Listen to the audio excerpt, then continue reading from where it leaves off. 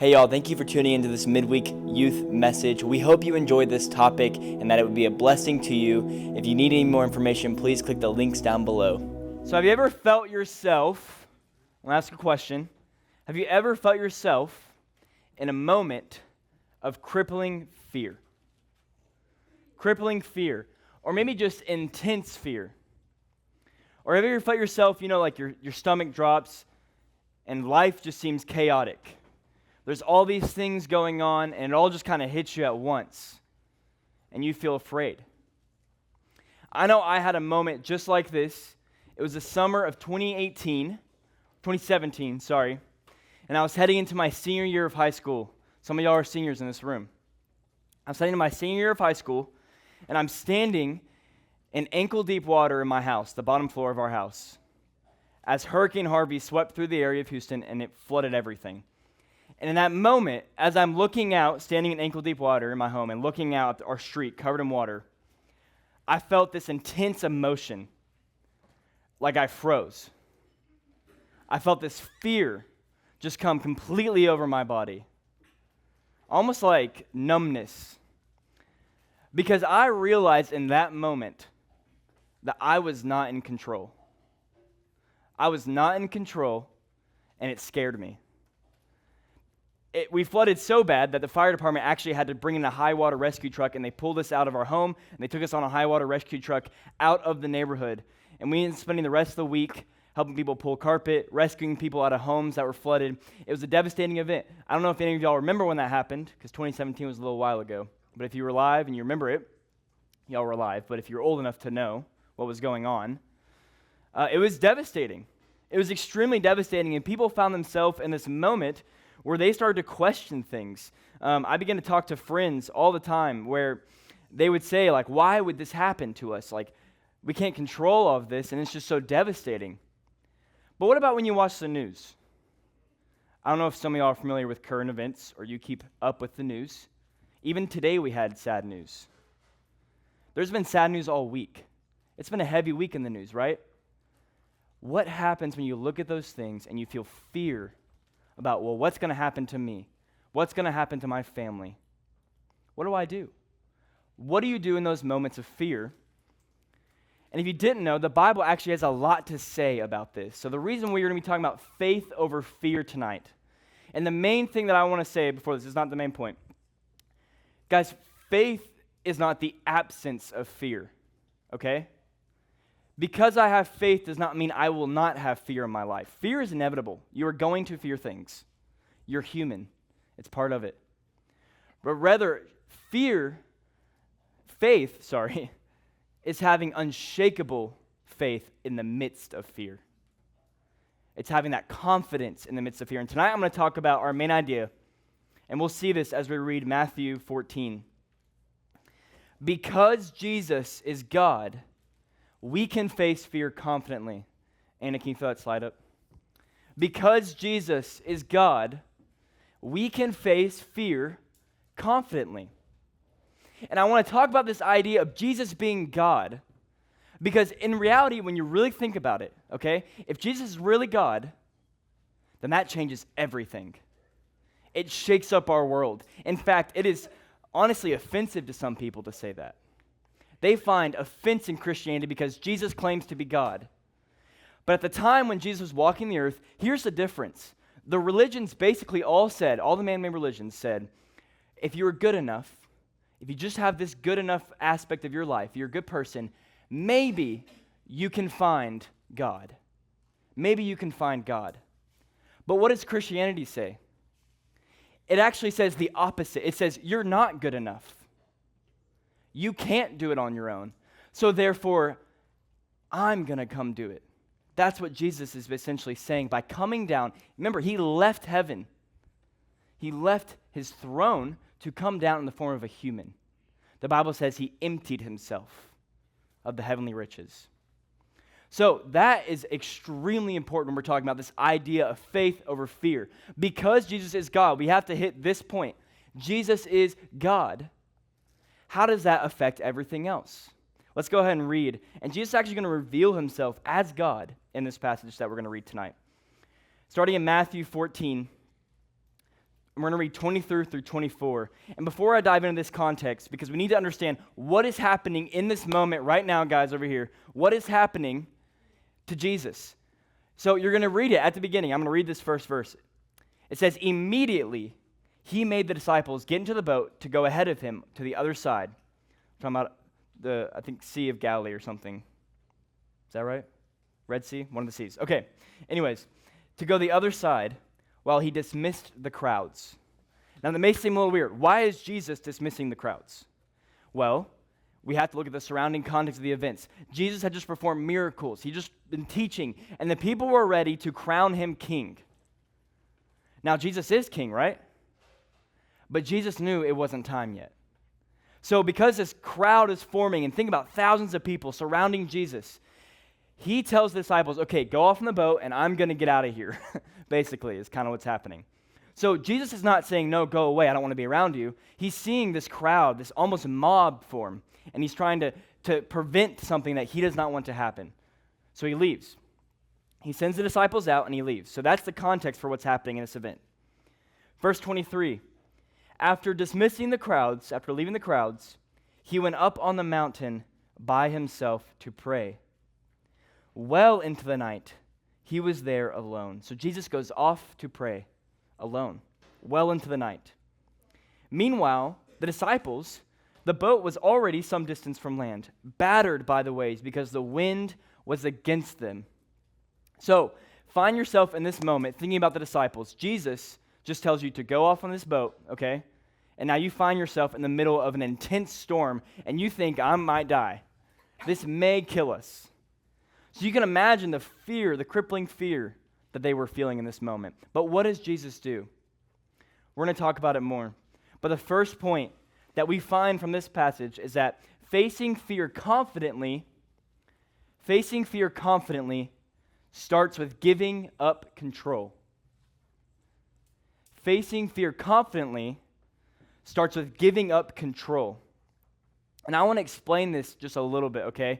Why should we give up control to Jesus? Why should we give up control to Jesus? There's 4 reasons, actually, that I want to give to you tonight of why you should give control to Jesus and why you can trust him to give control to your life. The first point is that Jesus is always sovereign over you. We see that in verse 22. Jesus is always sovereign over you. Now, what does sovereignty mean? Does anyone know what sovereignty means? You want to take a stab? Anyone? It's a big word. Say that again. You're good? Okay. Sovereignty is a big word for essentially saying Jesus is ultimately always in control. He always has control of the situation. God is always in control of what is going on in the world. He's never out of control. There's this idea that the world is just chaos and God is over here and he's perfect, right? And he's just sitting over here watching us go into chaos. But the reality is God is in control and he's got a plan that he's working out. Romans 8 says, all things work out for the good of those who follow Jesus. Now, that doesn't mean our definition of good, but God's definition of good. Because we can see the world and think, well, this is chaos. It's sad. How can anything be good? How can God be in control? But I promise you, he is. We may never fully understand it until we actually stand face to face with God. But he is using bad situations all over the world to call people to him. God can do that. So Jesus in this moment is in complete control. So he sends the disciples out on this boat. And actually what we find out in Matthew 8:22 is that Jesus controls the wind and the waves. Anyone know the story I'm talking about? Where Jesus calms the storm? That was a display that even the wind and the waves obey him. Even creation, the world itself, obeys Jesus when he says so. So Jesus is in control. Therefore, we find great comfort, in my opinion, because, guys, if I'm being honest, if I had control, complete control over my life, oh my goodness, I'd be a mess. I would be a mess. I would not be able to plan things because I mess up, we mess up. Humans do not plan things well. Have you ever noticed that? When humans are in complete control, things usually end up worse off. But God can be in control. He can guide your decisions. The second reason is that Jesus prays for you. He prays for you. The Bible said he intercedes on our behalf. Interceding means to stand in the gap for you. Did you know that Jesus prays for you? Even when you don't know what to pray, he prays for you. Isn't that a comforting thing to know? That the God of the universe prays for you specifically? That he cares about you? He cares about what you're going through? I find that incredible. We see that in verse 23. Jesus prays for us. He goes off to pray. We see this habit in his life constantly. Let's start reading in verse 25. We're going to continue through the story real quick. Jesus came toward them, walking on the sea, very early in the morning. So Jesus is walking on the water, okay? This is kind of crazy. When the disciples saw him walking on the sea, they were terrified, naturally.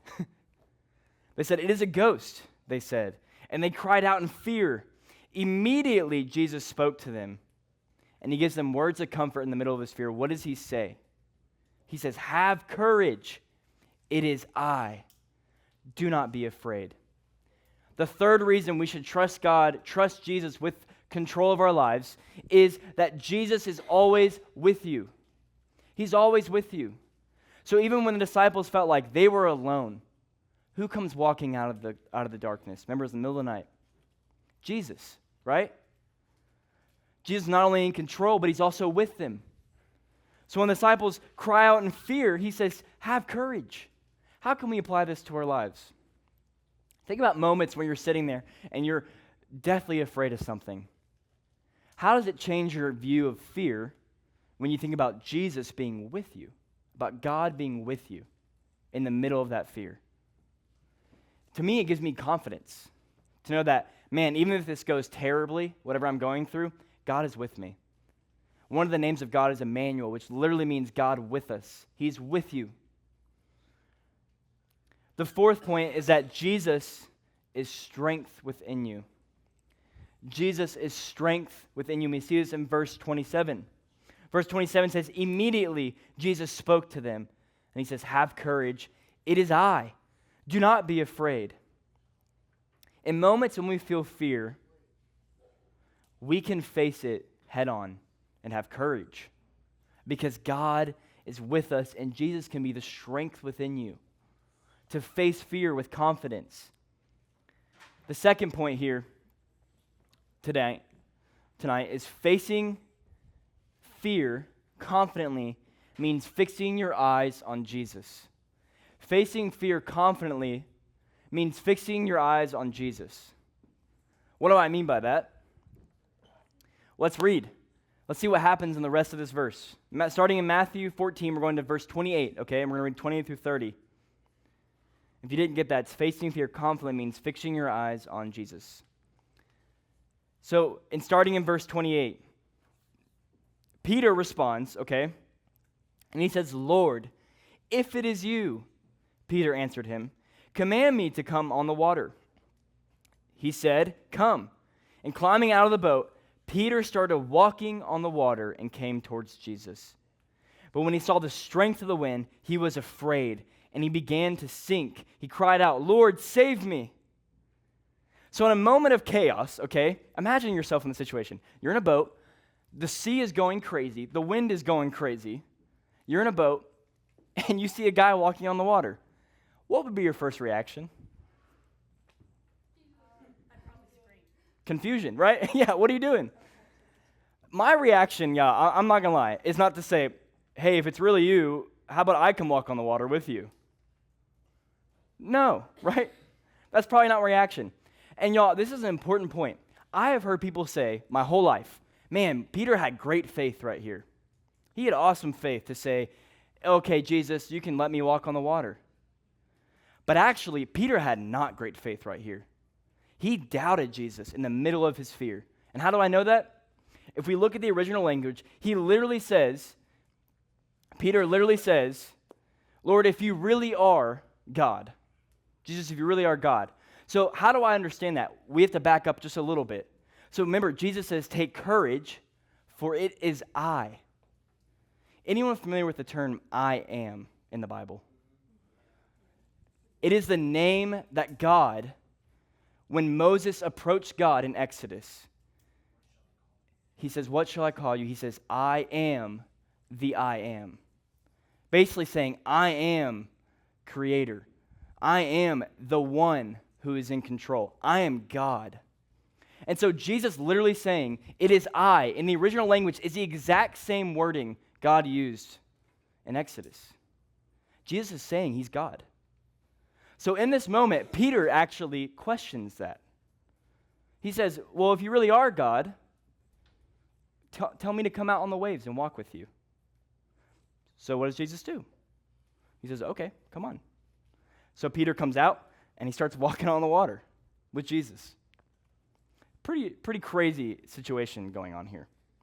But what happens in the middle of Peter's doubt and honestly in his faithlessness? He looks up and he sees the chaos around him and he begins to sink. Now imagine the fear he was feeling then. You're out walking the water. You're looking at Jesus and all of a sudden you realize what's going on and you start to sink. Can't life be that way so often, y'all? When we're in the middle of a storm, we're going through something, and we take our eyes off Jesus, and we start looking at everything else around us, and all of a sudden we forget. We forget who's standing right there with us the whole time. We think, God, where are you? Why have you left me? God, why is this happening to me? Why? I've been there. I've been in my car where I've honestly been like screaming, praying, because I've been upset at God. But the reality is, in that moment, I took my eyes off of Jesus and I fixated my eyes on everything else going on around me, and I forgot who was sitting in the car with me. I forgot who was with me during the middle of the chaos, during the middle of the fear, during the middle of whatever is going on, during the middle of my temptation and my struggle. I forgot that Jesus is literally with me. I neglected him. And that's what Peter essentially does in this moment. He forgets who's in front of him, right in front of him. He actually had it easier than we do. He saw Jesus. And what did he do? He forgot. And he started to sink. But here is the beautiful promise tonight, guys. There is hope and there's a promise tonight. In the Word of God right here. Does Jesus let him drown? What do y'all think happens? Let's read. Starting in verse 31. So Peter says, Lord, save me. And immediately, Jesus reached out his hand and caught hold of him. And then he said, O you of little faith, why did you doubt? Why did you doubt? When they got into the boat, the wind ceased, and those in the boat worshiped him and said, truly, you are the Son of God, which can also be said, you are the I am. So in this crazy moment, this tense moment, Peter starts to sink, and Jesus reaches out his hand and picks him up. Because remember, who's in control during this situation? Jesus. The whole time. He knew it was going to happen. It was all in his plan. And the reason why is because he wanted them to know without a doubt that he was the Son of God. That he is who he is, he came to say he was. That he is the Messiah. And we can trust that. This is proof for us tonight. This is an eyewitness account. Matthew walked with Jesus. We can trust that this actually happened. But how does it apply to us? How does it apply to our life? Okay, this happened 2,000 years ago. How does it apply to now? That's what some of y'all might be thinking. And that's a great question. When we are going through hard times, when you are going through trouble, and you feel the storm is surrounding you, you are being crippled by fear, you cannot focus on life, maybe. Maybe it's even distracting to that point. Who do you turn to? What do you turn to? Where do your eyes get fixated on? Is it on relationships? Is it on your phone? Is it on TikTok? Do you just avoid it altogether? Avoid the problems? Try to numb the pain? Whatever it may be, the answer in this lesson is this. When we're in the middle of a storm, when we're in the middle of fear, the best place for us to fix our eyes on is Jesus, and Jesus alone. Because he is God, he is in control, and he loves you deeply. You know, some of us in this room, I don't know where you are right now with your personal relationship with Jesus. But man, I cannot imagine going through life, looking at the news today even, and how gut-wrenching some of it was, and how sad some of it is, all over the world. I couldn't imagine going through this life without the comfort that Jesus provides me. So where do your eyes go? That's the question I have for y'all tonight. When you're in the middle of fear, and fear is overtaking you, or you're in the middle of a storm, you're in the middle of hard times, where do you fix your eyes to? If you don't believe me, fix them to Jesus. Try it and just see what happens. I've been in moments where I've been surrounded by things going on in my life, and I've been scared, and I've been upset, and I've been worried, and anxious, and fearful. And then I remember, and I actually would say this phrase in my head sometimes to remind myself. I would say, eyes on him. Eyes on him. And those things would begin to become less important. I wouldn't be crippled by fear because I was fixing my eyes on Jesus, who I knew was in control, and I trusted him with that. So whatever you're going through tonight, fix your eyes on Jesus. Which brings up our final point. To recap real quick, this passage tonight teaches us that because Jesus is God, we can face fear confidently by giving up control and keeping our eyes on him. Because Jesus is God, we can face fear, and I'll actually add in anything. Fill in the blank right here. We can face anxiety. We can face depression. We can face life. We can face pain confidently by giving up control and by keeping our eyes on him. That is the promise that you have tonight in Jesus.